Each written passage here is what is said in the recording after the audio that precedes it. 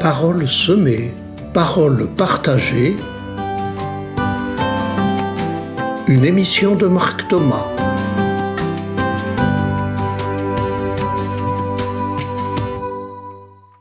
Bonjour chers amis auditeurs et auditrices.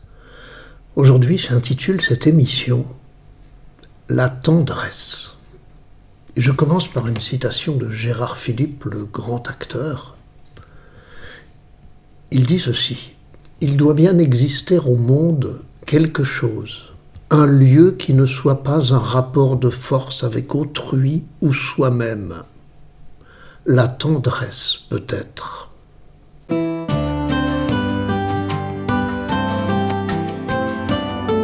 La chronique de Marc. La tendresse comme la délicatesse, la légèreté, la brise rafraîchissante, la douceur chaleureuse, le regard au cœur pur. La vertu féminine qui permet à l'homme viril de quitter le macho pour devenir attentionné. Le regard d'amour et de respect qui ne fait pas de l'autre son objet. La liberté laissée à l'autre d'être ce qu'il est, sans faire pression même pour lui faire du bien. La larme à l'œil qui partage l'émotion de l'autre.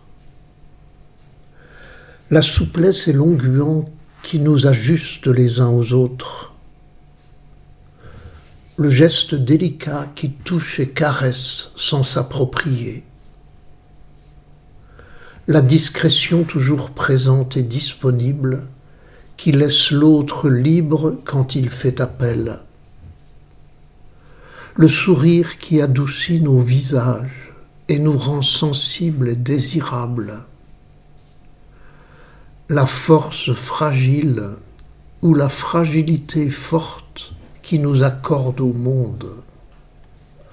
Sans la tendresse, il n'y aurait que du déchiqueté.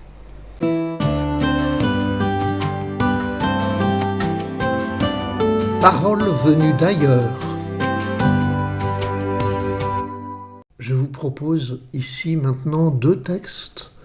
L'un de Camille Lyon, une écrivaine qui a écrit un livre Sensualité féminine en 2019. Et ensuite, il y aura un texte de la Bible sur la tendresse de Dieu. D'abord, Camille Lyon, son texte est intitulé « Une infinie tendresse ». Il y a la douceur dans la caresse d'un regard subjugué, admirant le visage et les courbes de l'être aimé, brillant sous la lumière tremblante d'une flamme. Oui, c'est cette beauté-là qui remplit mon âme et mon cœur. Oui, il y a le bonheur dans ce partage de chaleur, dans le toucher, le peau à peau, lorsque dans un geste se déverse une inhumaine noblesse qui prend source dans l'intention de protéger, de respecter, d'admirer, de remercier. Ces instants de bonheur, ces instants improbables où se déploie la pureté, la beauté. Ces instants de bonheur où étincelle dans nos cœurs ce sentiment d'infinie sagesse, ce sentiment d'aimer.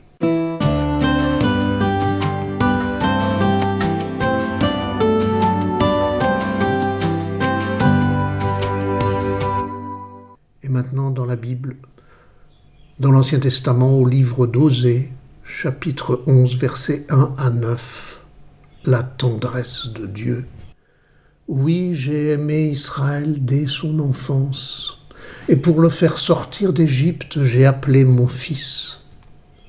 C'est moi qui lui apprenais à marcher en le soutenant de mes bras, et il n'a pas compris que je venais à son secours. Je le guidais avec humanité par des liens d'amour. Je le traitais comme un nourrisson qu'on soulève tout contre sa joue. Je me penchais vers lui pour le faire manger. Mais ils ont refusé de revenir à moi. Vais-je les livrer au châtiment ? Mon peuple s'accroche à son infidélité. On l'appelle vers le haut, aucun ne s'élève.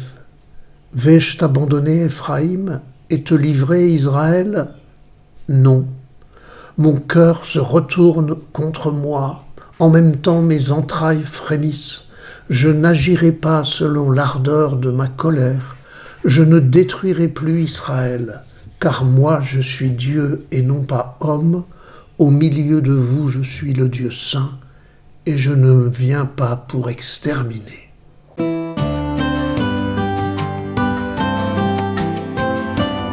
Des chants qui nous parlent. Un chant qui nous parle aujourd'hui, ce chant qui a fait fureur au moment du confinement, Symphonie confinée, la tendresse.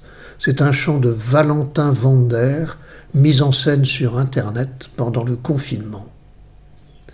Cette symphonie confinée reprend les paroles de la célèbre chanson La tendresse, écrite par Noël Roux, composée par Hubert Giraud et chantée par Bourvil en 1963.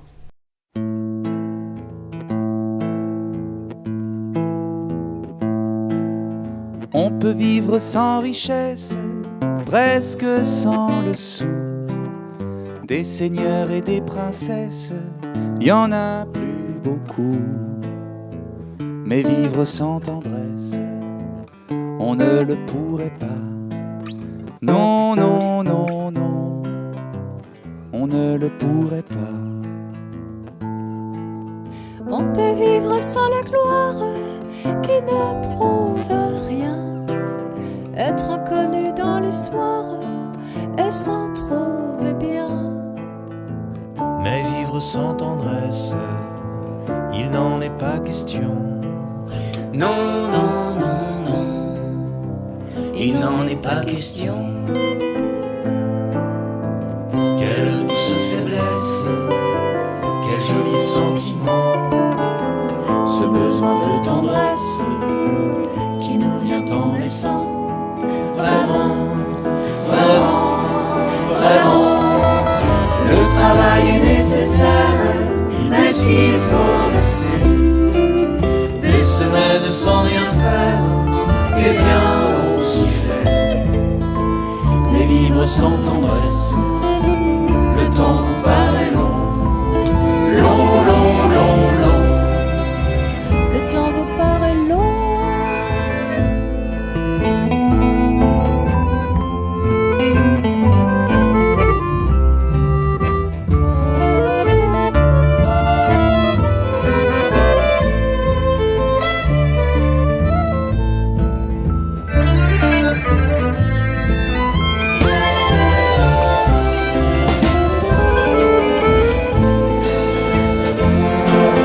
Dans le feu de la jeunesse naissent les plaisirs, et l'amour fait des prouesses pour nous éblouir. Oui, mais sans la tendresse, l'amour ne serait rien. Non, non, non, non, l'amour ne serait rien.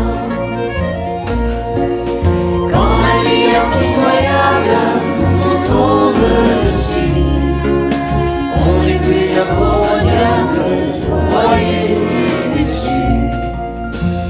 Alors sans la tendresse d'un cœur qui nous soutient, non, non, non, non, on n'irait pas plus loin. L'abbraccio di un bambino l'abbiamo reso felice. Se marcha la tristeza al verlo así vivir. Ay Dios, Dio mio, Mon Dieu, dans votre immense sagesse, immense ferveur, faites donc pleuvoir sans cesse au fond de nos cœurs des torrents de tendresse, pour que règne l'amour jusqu'à la fin des jours. Règne l'amour jusqu'à la fin des jours.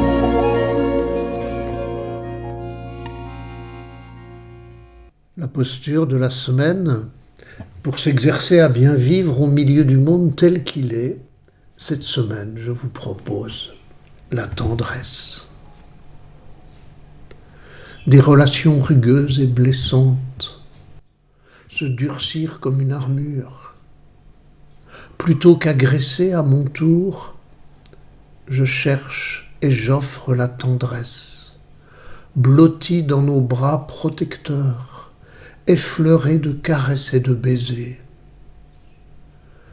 Sensibilité déployée en délicatesse, geste pur qui incarne l'amour, regard qui accueille et envisage, mots susurrés qui touchent et apaisent, larmes d'émotion par-delà les mots. L'un l'autre, main dans la main, côte à côte, embrassés, sans risque avec toi.